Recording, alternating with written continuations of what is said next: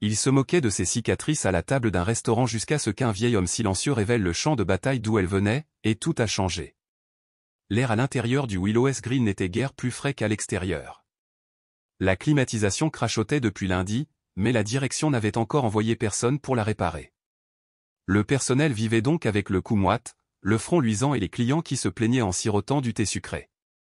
C'était le genre de chaleur de fin juin qui mettait la patience à rude épreuve et les esprits à vif. Tiana Ben travaillait pendant le rush du midi depuis 10h45. Elle se déplaçait entre les tables avec une précision discrète, elle notait les commandes, remplissait les boissons, débarrassait les assiettes avant qu'elles ne s'empilent. Elle parlait à peine plus que nécessaire, et la plupart des habitués avaient appris à ne pas bavarder avec elle. Non pas par impolitesse, elle offrait simplement exactement ce que son travail exigeait, rien de plus. Ce jour-là, cependant, elle avait fait une concession au temps, ses manches étaient retroussées. Tiana ne faisait jamais ça. Son chemisier d'uniforme, un vêtement bleu pâle rigide avec son nom brodé au-dessus de la poche, était toujours boutonné et retroussé, quelle que soit la chaleur, quelle que soit la sensation de peau collante. Mais à midi, la chaleur avait finalement gagné, et ses avant-bras étaient exposés, juste assez pour que quiconque s'attarde vraiment puisse apercevoir le tissu non brûlé qui remontait sur son bras gauche et disparaissait à nouveau sous la manche. Le troisième box était assis près de la fenêtre. 4 hommes d'une trentaine d'années jeans, t-shirt assortis d'une entreprise de toiture locale, bottes éraflées, casquettes tachées, doigts couverts de callosité ou étaient en congé et bruyants. Ils étaient du genre à raconter des blagues que la moitié du restaurant ne voulait pas entendre, mais qui riaient quand même. Tiana s'approcha, son bloc-notes à la main. Le type au bord, un blond au sourire en coin et aux lunettes de soleil à effet miroir, ne répondit pas tout de suite. Il fixait son bras avec un sourire narquois. « Tu t'es brûlé avec un fer à friser ou quoi ?» demanda-t-il. Son pote renifla. « Non, mec, c'est à cause des mains qui se sont attrapées. » Un autre ajouta, « Vous êtes tous des fous, c'est une rupture, c'est sûr. » Le quatrième homme secoua la tête et rigola dans son thé glacé. Le pauvre. Tiana ne réagit pas ni sur son visage, ni dans sa posture. Elle se contenta de noter leurs commandes, 2 chez The Burger, des filets de poulet, des frites en plus. Son stylo ne s'arrêta pas, ses yeux ne bronchèrent pas. Pourtant, quelque chose derrière eux se raidit, ni la colère, ni la douleur, mais quelque chose de solide, une porte qui se fermait. Elle s'éloigna sans un mot. Derrière le comptoir, le vieux Benny le cuisinier la regarda disparaître dans la cuisine. « Ça va ?» demanda-t-il en s'essuyant le front avec un torchon. « Oui », répondit-elle doucement. « Tu es sûr ? Je les ai entendus dire quelque chose. »« Laissez-moi entrer » dit-elle. C'était parfait. Benny hocha la tête et se retourna vers le comptoir. Tiana attrapa le ticket suivant et se mit au rythme, commande, assiette, remplissage de la machine à glaçons, il fallait continuer. Mais le stand numéro 3 n'avait pas fini. À chaque fois qu'elle passait, l'un d'eux lançait une remarque assez forte pour qu'elle l'entende, elle fait la dure, mais regarde ce bras. Mais son homme ne pose même pas de questions. Tu vois cette marque en dessous? C'est quoi, un truc de gang? Elle l'ignora, comme elle avait ignoré les regards à l'épicerie, les chuchotements aux stations-service et la façon dont les enfants pointaient parfois du doigt avant que leurs parents ne les fassent taire. Elle s'était habituée à être mal interprétée ou une femme noire marquée de cicatrices dans un petit restaurant du Sud. Mais aujourd'hui, la chaleur n'était pas la seule chose insupportable. C'était leur rire, comme si elle n'était pas là, comme si elle n'existait pas, comme si sa douleur n'était qu'un clin d'œil pour combler le silence entre les discussions sur les burgers et la bière.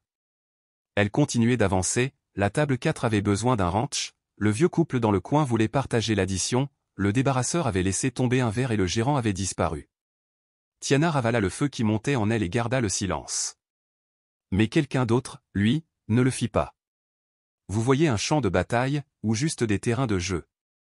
La voix provenait du comptoir grave, calme, comme celle de quelqu'un qui n'avait pas besoin de crier pour se faire entendre. Aucun d'eux ne savait encore que cet inconnu allait tout changer. Les 4 hommes du stand 3 se turent, non par respect, mais parce qu'ils n'étaient pas certains que cette voix leur parlait.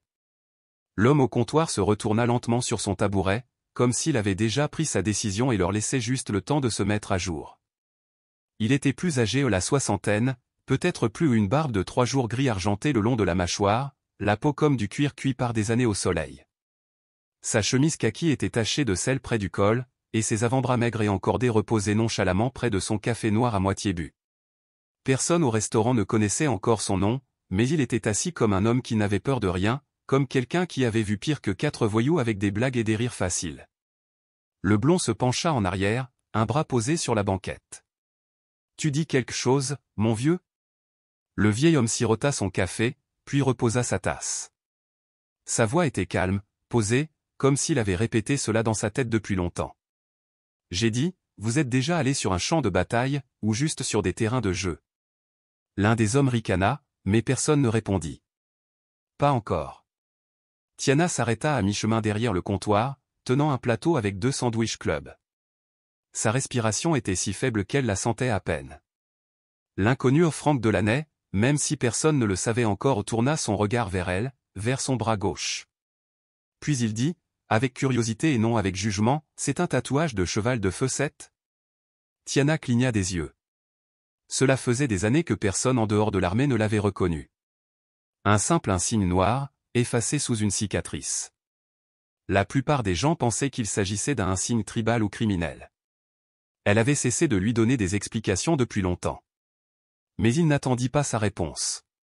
Il remonta sa manche et c'était bien là, le même tatouage d'unité, le même insigne, un peu plus flou à cause du temps et du soleil, mais aussi clair que le jour. Tiana posa le plateau, les mains tremblantes, la gorge sèche. Il lui adressa un petit signe de tête, pas un salut, mais un signe qui signifiait « Je te vois ». « Tu étais là. »« Tu étais là », dit-elle doucement. « Oui », répondit Franck. Kandahar, été 2019. « Et toi ?» C'étaient maintenant les voyous qui semblaient perplexes. « C'est quoi, le cheval de feu 7 ?» demanda l'un d'eux. Franck posa ses coudes sur le comptoir, l'air impassible, la voix plus basse.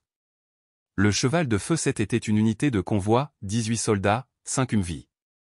On a été pris en embuscade sur la route Bolo, près d'un dépôt de carburant abandonné. Ça vous dit quelque chose? Mademoiselle Ben fit un léger signe de tête. Un engin explosif improvisé sous le 3e véhicule, la désigna Franck. Elle était dans ce véhicule. Pas moi. J'étais 3 voitures derrière dans le 5e. Mais j'ai vu ce qu'elle a fait. Il observa chaque homme dans la cabine, un par un. Elle a sorti le sergent Downey et le caporal Vic d'un Humvee en feu, alors que son bras gauche était littéralement en feu. Vous avez déjà essayé de traîner 82 kilos de poids mort en feu.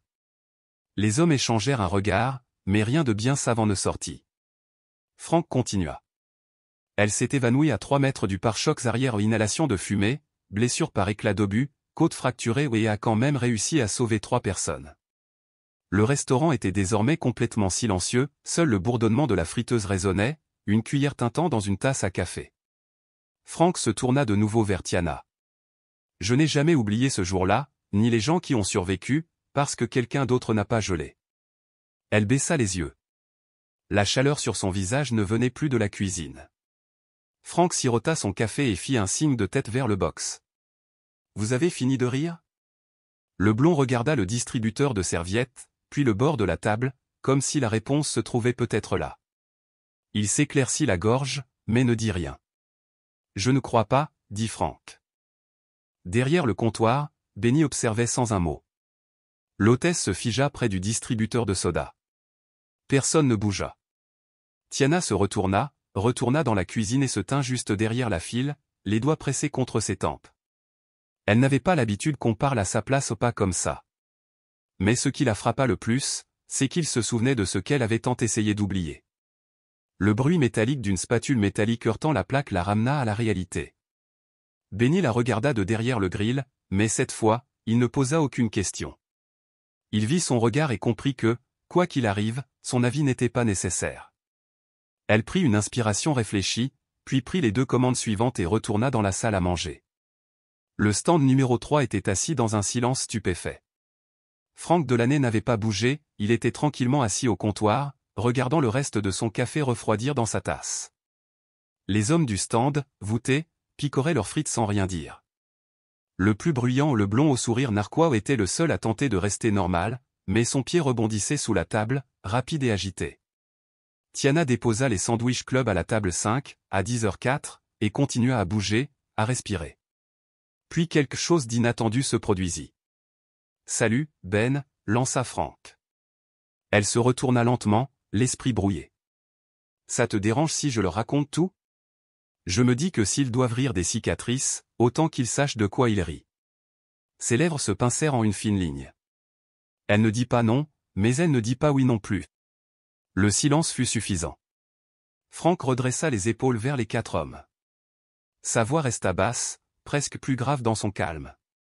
C'était le 19 juillet. On était à quelques semaines de la rotation. Tout le monde essayait de ne pas se reposer sur ses lauriers. C'est là que les choses tournent mal, qu'on cesse de croire qu'il reste quelque chose de grave.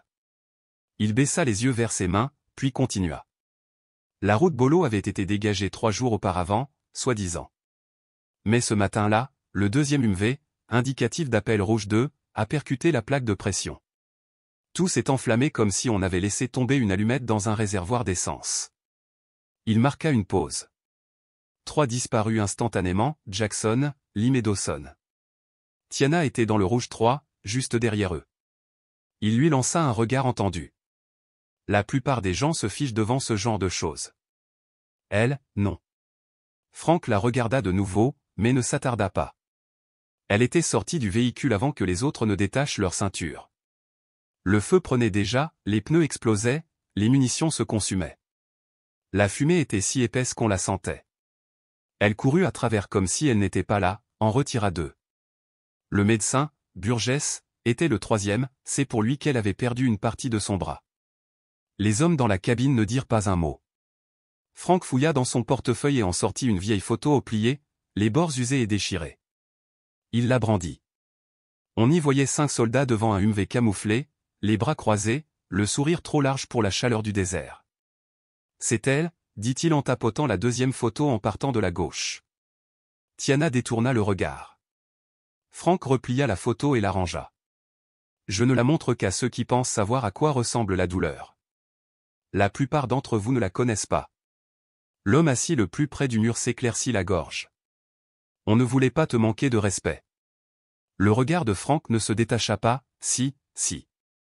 Le visage de l'homme se crispa comme s'il allait protester, mais il ne le fit pas.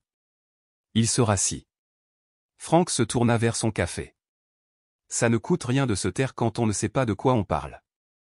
Derrière lui, quelqu'un murmura « Amen ». Le silence dans le restaurant persista un instant, même le brouhaha habituel des conversations sembla s'atténuer, laissant place à l'espace. Tiana s'approcha de la cafetière, non pas par nécessité, mais parce que cela lui donnait une tâche. Elle se versa une nouvelle tasse et la glissa devant Frank. « Offert par la maison », dit-elle d'une voix tendue mais assurée. Il lui lança un regard reconnaissant. « Tu es toujours là », acquiesça-t-elle. Licencié depuis 2020, libéré pour raison médicale. Il soupira. « Je le pensais bien. Tu te comportes comme quelqu'un qui a fini de porter. » Elle parvint à esquisser un léger sourire à ce bref signe de reconnaissance. Frank sirota sa nouvelle tasse. « Je pensais ce que j'ai dit. Beaucoup d'entre nous n'ont jamais oublié ce que tu as fait ce jour-là. Je sais que Burgess, lui, ne l'a pas oublié. » Son sourire s'estompa. Il fit une lésion pulmonaire, mais oui, il travaille à Washington maintenant, dans l'administratif. Il garde une photo de toi sur son bureau, du moins c'est ce qu'on m'a dit. Cela faillit la briser. Elle déglutit difficilement et se détourna avant que quiconque ne remarque la brûlure dans ses yeux. Mais à cet instant, quelque chose commença à changer au pas extérieurement, mais au plus profond d'elle-même. Tiana ne pleura pas. Pas à ce moment-là, pas devant les clients, pas alors qu'elle sentait encore l'odeur de graisse chaude et de vinaigre du plateau de salade de choux. Elle ne bougeait plus. Hanson essuyait les comptoirs, remettait les couverts en place, polissait le bord d'une bouteille de ketchup ébréchée comme si rien n'avait changé, mais tout avait changé. L'ambiance au Willows Grill n'était plus animée. Les conversations s'étaient réduites à un murmure, et même le cuisinier avait baissé le son de la musique country. Les couvreurs du stand 3 étaient figés, leurs assiettes refroidissant les frites molles, les hamburgers intacts. De temps à autre, l'un d'eux jetait un coup d'œil à Tiana lorsqu'elle passait, puis détournait le regard. Le plus bruyant, le blond aux lunettes de soleil perché sur la tête, repoussait finalement son assiette comme si elle avait tourné. Frank était toujours au comptoir, observant la rue par la vitrine. Il ne dit plus un mot, inutile de le faire. Quelques tables furent libérées, personne ne fit d'histoire, mais on sentait un léger changement d'énergie, comme si quelque chose avait été remis en place, même si cela mettait les gens mal à l'aise de l'admettre. Quand Tiana apporta leur addition au stand 3, elle ne les regarda pas. « Tout est là », dit-elle en posant le reçu face cachée avec 2 doigts, puis elle s'éloigna. L'un d'eux, un homme barbu plus petit qui n'avait pas parlé plus tôt, l'interpella. « Mademoiselle, on ne savait pas. » Elle marqua une pause. « Tu n'as rien demandé. » Il hocha la tête, déglutit difficilement, puis ne dit plus rien. Ils payèrent en espèces, des billets froissés, quelques billets de vin, quelques petits billets pliés de manière irrégulière. Mais sous la pile se trouvait une serviette propre, une des bonnes, avec un mot à l'encre bleue épaisse, « Nous sommes désolés. Nous avons dépassé les bornes. Respect. » En dessous, plié discrètement, se trouvait un billet de $100. Tiana le fixa un instant, incertaine de ce qui la dérangeait le plus, la culpabilité, ou la voix de Frank Delaney pour les faire comprendre. Pourtant, elle empocha l'argent sans un mot. Non pas parce qu'elle avait besoin de leur argent, mais parce que cela signifiait qu'il voyait enfin quelque chose qu'il n'avait pas vu auparavant, peut-être juste une seconde, mais parfois, c'est suffisant. Le reste du service s'est déroulé lentement, les habitués de l'après-midi arrivaient, 2 camionneurs de l'autoroute, une femme et son enfant en bas âge, un homme âgé commandant le même sandwich au thon tous les jeudis. La vie ne s'arrêtait pas pour des raisons ponctuelles. Elle ne s'arrêtait jamais. À 15 heures, Tiana pointa. Son t-shirt était trempé de sueur, son fond de teint délavé depuis longtemps. Elle retira son tablier, le suspendit derrière la porte et attrapa son sac à dos sous l'étagère.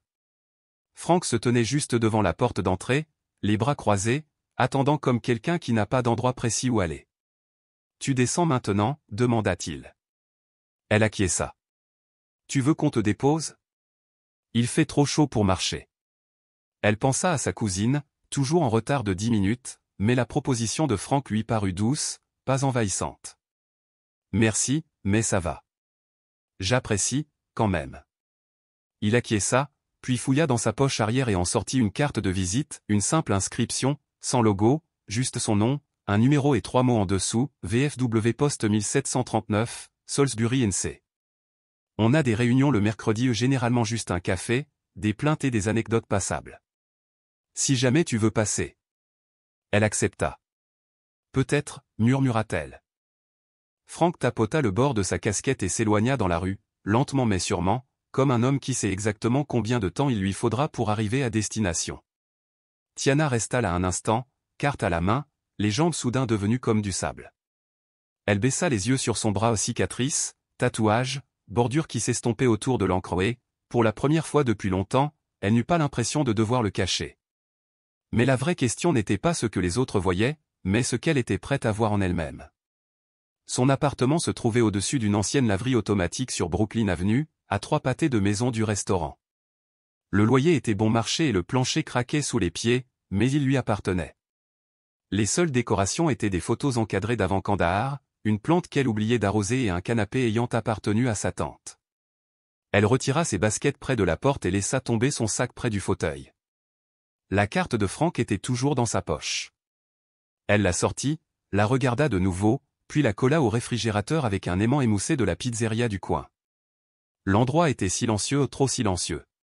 Parfois, cela aidait. Parfois, non. Elle se versa un verre d'eau et s'appuya contre le comptoir. Ses bras la brûlaient encore à cause de la chaleur, le roulis de ses manches avait laissé des plis sur de vieilles cicatrices, mais elle s'en fichait. Qu'il se voie. On frappa à la porte, brisant le silence 3 petits coups, puis un silence. Elle ouvrit la porte sans demander qui c'était. Une seule personne venait chez moi sans envoyer de SMS. Première, dit Rena Elkin en entrant avec un sac de courses. J'ai apporté ton thé miel citron. Et si tu n'as pas vidé ton frigo depuis la semaine dernière, je jette ce contenant moi-même. Tiana parvint à esquisser un léger sourire. Salut, Rena. Rena la regarda un instant, puis haussa un sourcil. Ça va, soupira Tiana. Oui, ça va. Rena croisa les bras. Tu dis toujours ça, mais tu as encore ce regard d'après-service. Ce regard qui dit, j'ai dû avaler du verre pendant 6 heures. Tiana se retourna vers la cuisine. Certains se moquaient de mon bras aujourd'hui. Le sourire de Rena s'effaça. Ils ne savaient pas. Peu importe qu'ils aient pensé que c'était une morsure de dragon, on ne rit pas de la douleur des gens. Tiana haussa les épaules tandis que quelqu'un tentait de se moquer d'elle, mais une autre voix les étouffa sans pitié. Rena traversa la pièce, attrapa le poignet de Tiana et traça l'encre décolorée sous la cicatrice. « C'était quelqu'un de l'unité ?» demanda-t-elle doucement. « Ouais », répondit Tiana. Le vieux a dit qu'il était là. Il m'a montré le même tatouage, cheval de feu 7. Franck Delaney ? Rena écarquilla les yeux. Attends, tu parles du sergent Delaney ? Je me souviens avoir entendu parler de lui, il dirigeait la logistique, non ? Ce type était comme un fantôme, toujours en avance. C'est étrangement exact, acquiesça Tiana. C'est lui. Il m'a même donné sa carte, VFW la Salisbury. Tu vas y aller ? Tiana ne répondit pas tout de suite. Elle se versa un verre d'eau, s'affala sur le canapé et serra ses jambes. Finalement, elle murmura, je ne sais pas. Rena se pencha en avant, d'un ton doux. Est-ce que tu en parles parfois, vraiment ? Non. Pourquoi pas ? Parce que ça ne résout rien. Rena fouilla dans un sac de course, en sortit une boîte de thé et la posa sur le comptoir. Elle revint s'asseoir à côté de Tiana. Ça ne résoudra rien. Peut-être que ça servira juste à la ranger. Ils se turent. Tiana fixa son bras, la cicatrice s'était adoucie et éclaircie avec le temps, mais elle ne disparut jamais. Plus tard dans la soirée, elle resta sous la douche, laissant l'eau passer du chaud au tiède, puis au froid. En sortant, elle se sécha et se regarda dans le miroir. Elle toucha le tatouage avec 2 doigts. Il était peut-être temps d'arrêter de faire comme si ce n'était pas elle. Elle prit la carte dans le réfrigérateur et la plaça près de ses clés.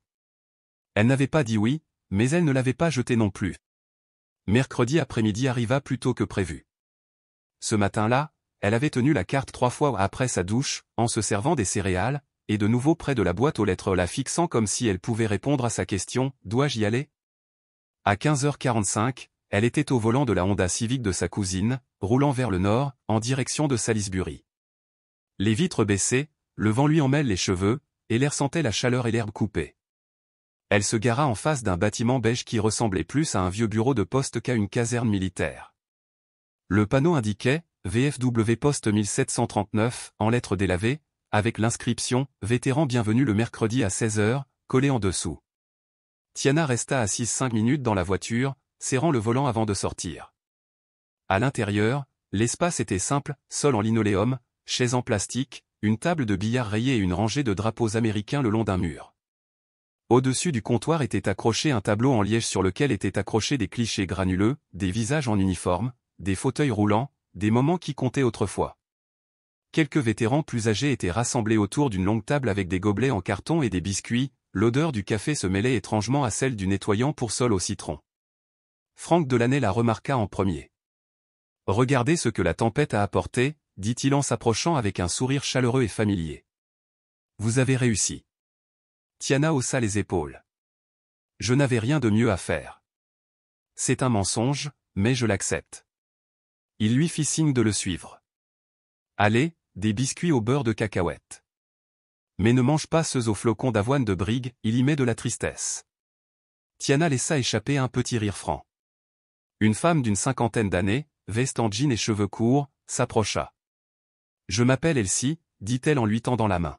« C'est de toi que Franck parle sans cesse. » Il a mérité ce droit, répondit Tiana en serrant la main d'Elsie. Les présentations se succédèrent, homme après homme, jusqu'à ce que personne ne remarque ses cicatrices ni ne fixe son tatouage. Lentement, ses épaules se détendirent. Au bout d'une 30aine de minutes, quelqu'un suggéra de partager un souvenir authentique, un moment dont il n'avait jamais parlé ailleurs. Elsie parla d'une tempête de sable à Fallujah qu'il avait bloquée pendant 16 heures et du silence obsédant qui avait suivi. Tony, qui avait perdu l'ouïe d'une oreille à cause d'un RPG, plaisanta comme s'il s'agissait d'une rediffusion, mais son regard le trahit. Quand ce fut le tour de Tiana, elle hésita. Franck n'insista pas. Elle respira et commença à voix basse. « D'habitude, je ne parle pas de ça. Je me souviens avoir rampé dans le feu au-dedans, pas à travers.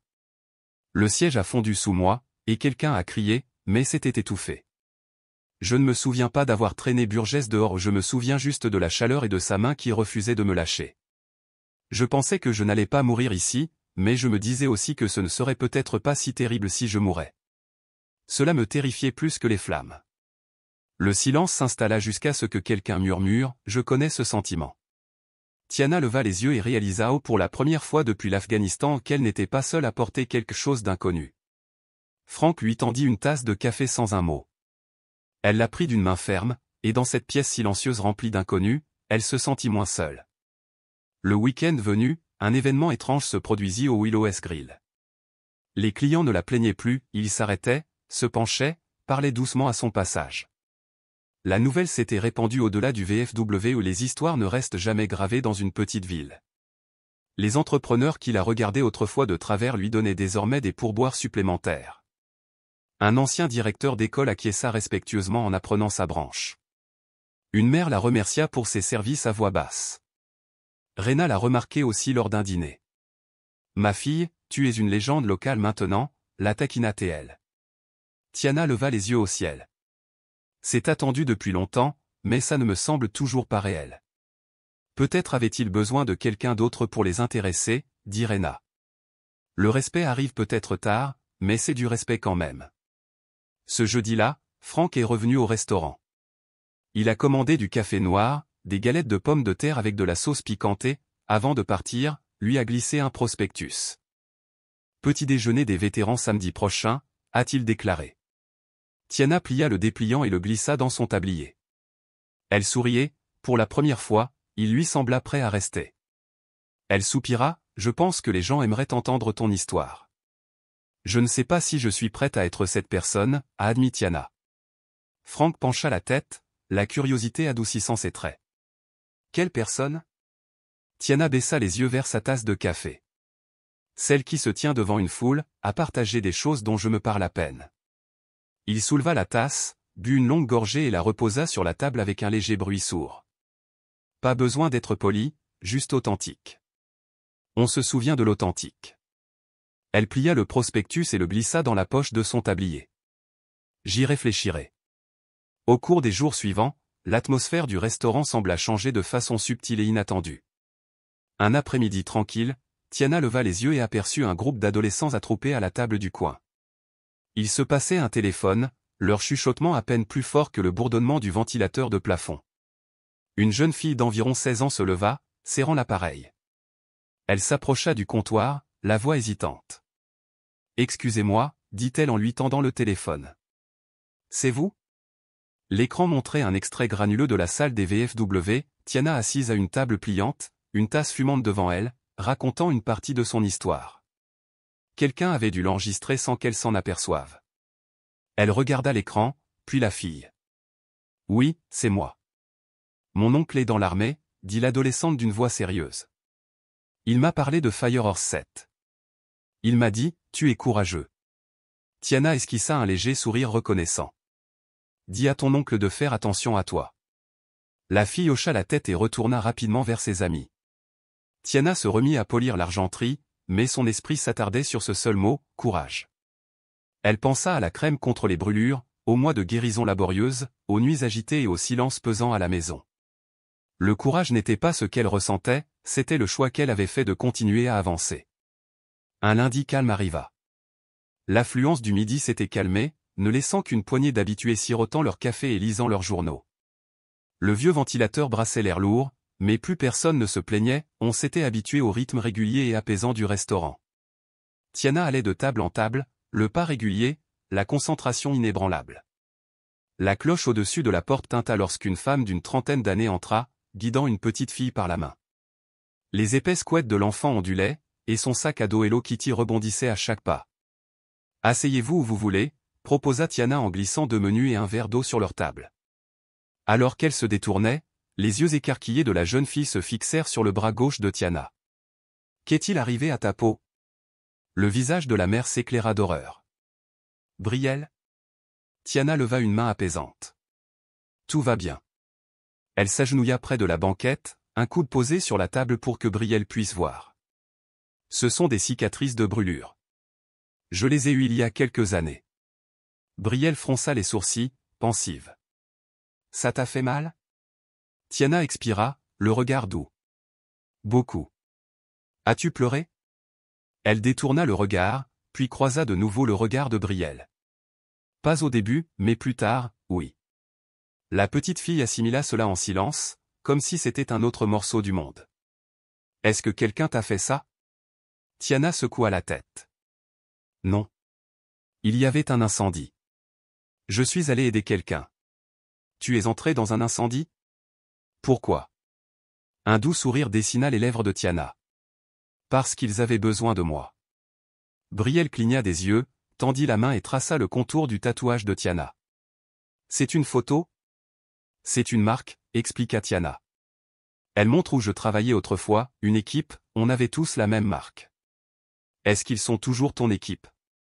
Tiana hésita et jeta un coup d'œil à sa mère qui l'observait avec un soulagement silencieux. Je pense qu'ils le seront toujours, même si on ne se voit plus beaucoup.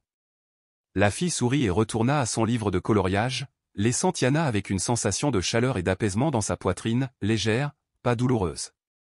Plus tard dans l'après-midi, Rena se glissa sur un tabouret au comptoir, retira ses sandales et prit une frite dans le panier commun. Elle observa l'expression pensive de Tiana. « On dirait qu'on vient de t'acheter un café et qu'on t'a dit que tes cicatrices étaient à la mode. » Tiana gloussa. « Une petite fille m'a posé des questions sur mon bras aujourd'hui. »« Aïe. Qu'a-t-elle dit ?»« Tout ce que les adultes ont trop peur de faire, » répondit Tiana. Ils rirent ensemble, sincèrement et sans retenue, et pour la première fois depuis longtemps, le rire leur parut mérité. Cette nuit-là, Tiana fouilla dans le tiroir du haut de sa table de chevet et en sortit une vieille photo de Kandahar, la seule qu'elle n'avait pas brûlée. 5 visages poussiéreux en uniforme, le soleil reflétant un casque, le sien en plein milieu, affichant un léger sourire narquois, la main gauche bandée. Elle a tenu la photo assez longtemps pour se souvenir de qui elle était autrefois, puis l'a encadrée. Parfois, il suffit d'une simple question d'enfant pour nous rappeler que survivre à la douleur est une chose à honorer, et non à cacher. Le samedi suivant, elle était de retour au poste 1739 des VFW, non pas parce qu'elle avait fait une promesse, mais parce que quelque chose en elle avait changé. Elle portait un plateau de muffins aux myrtilles du commerce en guise d'offrande, les déposant délicatement près du coin café. Elsie, déjà en train de préparer les plats, la remercia d'un hochement de tête. Quelques minutes plus tard, Franck arriva, vêtu de sa chemise kaki habituelle, tenant une boîte en plastique contenant de la salade aux œufs. Personne n'y touchait jamais, mais tout le monde respectait le geste. « Des muffins, dit-il avec un sourire. Je t'en devais bien. » Il se versa une tasse de café et s'assit à côté d'elle. « Tu sais que tu n'es pas obligé de venir sans cesse juste pour nous faire plaisir. » Tiana le regarda dans les yeux. « Je ne serai pas là pour toi. » Franck fouilla dans sa poche et en sortit un patch plié au vert foncé avec un cheval noir et une flamme scintillante. « Je me suis dit que je te le donnerais. » Elle le retourna dans ses mains. « C'est à toi. »« Oui, dit-il. Tu l'as mérité plus que moi. » Tiana cligna des yeux. Il continua, « Tout le monde porte quelque chose en lui, un nom, une cicatrice, un souvenir. Certains l'enfouissent profondément, font comme s'il n'existait pas. D'autres le traînent jusqu'à ce qu'il les entraîne. Mais il y a des gens comme toi, qui apprennent à vivre avec. » Sa gorge se serra. Il sourit doucement. « Tu es là, n'est-ce pas ?» Elle hocha la tête. « Oui. C'est un début. » Plus tard, lors de l'enregistrement du groupe, Elsie a demandé si quelqu'un voulait partager son expérience. Tiana a pris une profonde inspiration. « Quelqu'un m'a demandé cette semaine si les personnes avec qui j'ai servi faisaient toujours partie de mon équipe. » Le silence retomba dans la salle. J'ai dit oui. Je crois que c'est vrai. Mais j'ai aussi réalisé que j'essayais de tout porter seul, comme si c'était une punition ou comme si, parce que j'avais réussi, je devais payer pour ça. Quelques têtes hochèrent la tête. Je ne veux plus le porter ainsi. Je veux que ça ait un sens. Elsie sourit. C'est bien là le secret, non? Faire en sorte que ce soit plus qu'un simple poids. Franck leva sa tasse de café. Je bois à ça. Ils partagèrent des biscuits chauds et de petites conversations, et Tiana rit à une blague idiote d'un des vieux vétérans, un rire qui n'était ni pratiqué ni prudent, mais libre. Sur le chemin du retour, l'air de la nuit était différent, comme si tout ce qu'elle avait transporté avait enfin trouvé sa place. Elle baissa les vitres et le vent s'engouffra comme s'il avait un message à lui. Elle ne prit pas la peine d'allumer la radio, elle n'avait pas besoin de ce bruit. Le silence ne l'effrayait plus autant qu'avant. De retour à son appartement, elle déposa l'écusson du cheval de feu 7 sur sa commode, à côté de la photo encadrée qu'elle avait retrouvée une semaine plus tôt. Assise au bord du lit, elle contempla longuement les deux souvenirs, puis murmura quelque chose que seuls les murs pouvaient entendre. Encore là ce soir-là, son téléphone vibra, un message de Franck, continuait à venir. Ce n'est pas forcément pour nous, juste pour vous. Elle répondit, je crois que j'ai enfin compris, et elle pensait chaque mot. Mais avant de pouvoir pleinement saisir ce que cela signifiait, elle savait qu'il lui restait un choix à faire. Les prévisions météo annonçaient une chaleur quasi record pour le vendredi suivant, 35 degrés à l'ombre et une humidité aussi épaisse qu'une seconde chemise. À 6 heures du matin, Tiana se tenait devant le petit miroir de sa chambre, déjà habillée pour le travail. Cette fois, quelque chose était différent. Ses manches n'étaient pas retroussées, elles avaient complètement disparu. Elle portait un chemisier à manches courtes, impeccable, du même bleu clair qu'avant. Mais son bras gauche était désormais entièrement exposé, la cicatrice, le tatouage, et même la tache irrégulière et fondue au-dessus de son poignet, tout était visible. Elle oublia le maquillage qui risquait de ternir son teint ou de détourner l'attention de sa texture. Elle ne pencha pas son corps pour dissimuler les marques. Elle resta simplement là, respirant sans fanfare, sans un mot, simplement dans le choix silencieux et résolu de ne plus se cacher. Lorsqu'elle entra chez Willow Grill, le brouhaha habituel du matin l'accueillit, le café qui coulait, le cliquetis des couverts, le frottement des chaises sur le carrelage. Puis, quelque chose d'inhabituel se produisit, un silence stupéfait parcourut la pièce lorsque les gens remarquèrent son bras. Ce n'était ni cruel ni moqueur, juste une sincère surprise. Benny, le cuisinier, la regarda à deux fois dans l'arrière-salle, puis leva lentement et silencieusement le pouce avant de se retourner vers la plaque de cuisson. Au milieu de son service, l'homme du stand Monsieur Penlève regarda son bras et dit simplement « Bravo ». Plus tard, un adolescent au comptoir esquissa un sourire gêné et ajouta « Ce tatouage est vraiment cool ». Même les couvreurs venus cet après-midi-là ne parlèrent pas beaucoup, ils laissèrent un pourboire et un regard oscillant entre excuses et respect. Il n'y avait pas de musique dramatique, pas d'applaudissements de la foule, juste un léger changement d'air. Tiana évoluait dans le restaurant comme toujours, efficace, calme, concentrée. Pourtant, sa démarche était plus légère, sa confiance se manifestait dans la façon dont ses épaules ne s'arrondissaient plus, dans la façon dont elle soutenait chaque regard. À 14h30, l'affluence du déjeuner était passée. Elle se versa un verre d'eau, sortit par la porte de derrière pour prendre l'air et laissa le soleil réchauffer ses bras nus. C'était différent d'avant, moins comme une exposition, plus comme quelque chose qu'elle avait mérité. Son téléphone vibra de nouveau, j'ai reçu ta photo d'Elsie. On dirait la liberté. Elle sourit et répondit, on dirait bien. Presque sans réfléchir, elle ajouta, je vais parler le mois prochain. Raconte-moi toute l'histoire. Je suis prête. La réponse de Franck fut immédiate, tu y es déjà allé. Adossée au mur de briques derrière le restaurant, les bras croisés non pas pour se cacher mais pour profiter de la chaleur du soleil, elle sentait que les cicatrices ne disparaîtraient jamais, que le passé persisterait toujours. Mais elle n'attendait ni pardon ni effacement. Tiana comprenait enfin que le courage ne signifiait pas toujours se précipiter dans les flammes. Parfois, il s'agissait d'être présent jour après jour, de dire la vérité quand mentir serait plus facile, de porter les marques de la vie sans s'excuser. Ce soir-là, elle passa devant sa commode la photo encadrée de Kandahar. Elle ne s'arrêta pas. Elle ne la toucha pas, comme si elle risquait de se briser.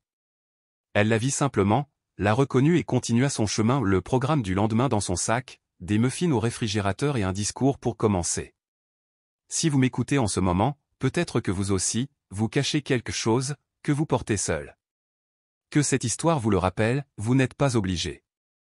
Se montrer est une véritable force, et parfois, le plus courageux est de se montrer.